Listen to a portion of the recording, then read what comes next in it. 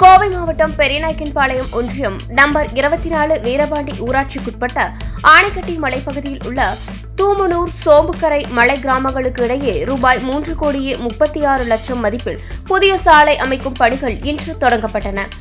இந்த சாலை பணிகளை கணபதி ராஜ்குமார் கோவை பாராளுமன்ற உறுப்பினர் பூமி பூஜை செய்து தொடங்கி வைத்தார்.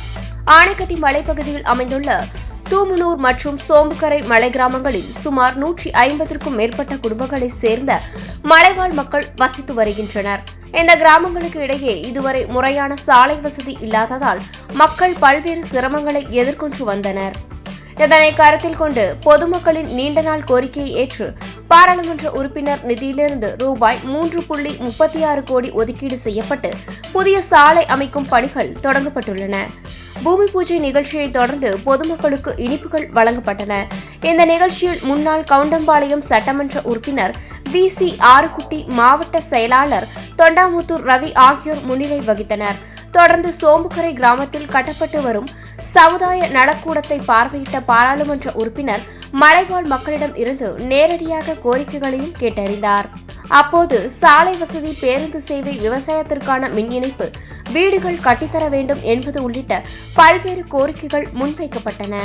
இந்த கோரிக்கைகள் அனைத்தையும் ஒவ்வொன்றாக நிறைவேற்றி தருவதாக MP கணபதி ராஜ்குமார் உறுதியளித்தார்.